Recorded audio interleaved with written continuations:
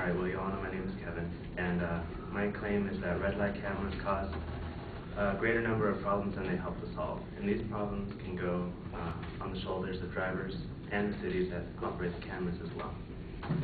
So for the drivers, most intersections that have a red light camera installed that didn't have one before saw an increase in the number of accidents after the camera was installed.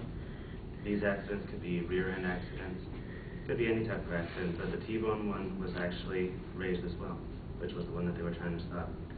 Now, LA claimed that there was a 34% reduction in accidents, but David Goldstein from KCAL 9 News, you might have heard of him, did an investigative study on this, and he saw that 20 out of the 32 intersections actually had an increase in the amount of red light tickets and the amount of red light accidents. So it's something that the city doesn't normally want people to know because they wouldn't want to know that they're losing revenue from it. Now, it also causes problems for the cities because the cities can't cover the costs of running the system based on just the revenue from the tickets. In 2009, Wendy Gruhl, the city controller, did an audit on the LA budget pretty much, and she saw on the tickets, LA gave out more than $20 million worth of tickets, and after money was distributed to the state, to everyone else, the city only made about $3 million. And those $3 million went to pay American Traffic Solutions, which is the company that oversees the tickets, makes sure that the tickets are valid for giving to the people. And now, red light tickets are a little different than a regular citation from a police officer because you can actually not pay the ticket, as 39% of people did in 2008. Because you didn't sign the ticket, you're not obligated to pay. You may be sent to collections, but that's about it. And that number is steadily increasing. It's at 52% for 2009. So it's a deficit for the city, and it's not something that's helping out the city. And because of that reason, many cities have removed the system. Cities such as Montclair, Upland, El Monte, and Fullerton all broke their contract with American Traffic Solutions before it was even over. And there's a lot of cities that are just banning it before they can even get the system. Cities all around the country, in Montana, in New Orleans as well, and then in Santa Ana as well. They're trying to keep it because they know that it causes more accidents and more problems than benefits. So I hope that you can agree that these red light cameras cause more problems than they actually help to solve. If they were able to provide proof that they eliminated accidents like they're supposed to, then we'd all be able to support it a little better.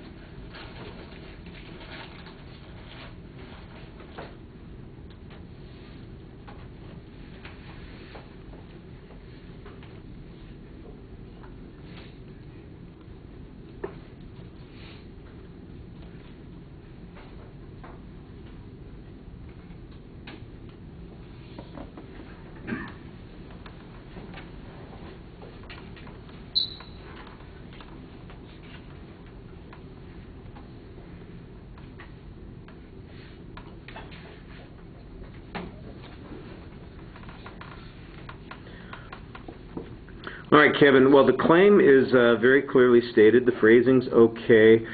There's no preview of what the supporting structure is going to be. It sounds like there's an argument about accidents, maybe one about costs, and I'm not sure what the third one is, if there is a third one. Maybe it's just accidents and costs.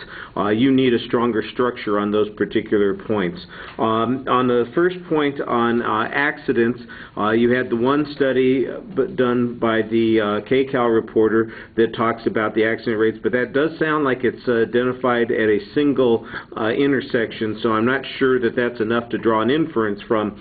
If you had data from either the whole city or other cities that found, for instance, that there was an increase in the number of accidents, and in particular the kinds of accidents that the lights are supposed to prevent, then I think that that would be a lot more convincing. Just the data from the one site, I'm not sure that we want to draw a big inference from that particular point. Now, I guess it's the controller's report, or the city finance director, Wendy Gruhl, whatever her position was. There's an audit there that talks about the cost, the number of, the amount of tickets that they wrote and the amount of money that they had left. It says that they made $3 million, but then you say they paid that to the vendor for the product. So does that mean that they broke even? That's not quite clear in the article that you're citing, and so I think you need a direct quote there that makes it clear that either there was a minimal $3 million profit, or that all of the money that was returned ultimately disappeared from city coffers and it didn't increase the city budget whatsoever, because I'm not exactly sure how to read the data that you have on that. And by the way, I think that's good information from the City of LA. All the other localities that withdrew from the system or canceled their contracts, there's nothing in your argument that indicates why they withdrew from those contracts, and it's probably some kind of economic issue, but you don't cite that information in the presentation, and so as a consequence, I'm not sure that it's as strong as it needs to be. There is a place where you make an argument about people who are failing to pay their tickets, and you've got an estimate about the percentage of people who fail to pay, and then there's an argument that whether or not they have a legal obligation to do so. I think you need some expert testimony on that particular point, because there are going to be a lot of people walking out here who say, well, if I just get one of those picture things, I don't have to pay it, I don't have a legal obligation to pay it, and then if they get stuck with not only the ticket attached to their registration the next year, and they got a fine, I'm going to give them your name, and send them after you. So you should have that information in the speech. You just make it as a presupposition, and it needs to be part of the data that you cite in the presentation. All right. Thank you.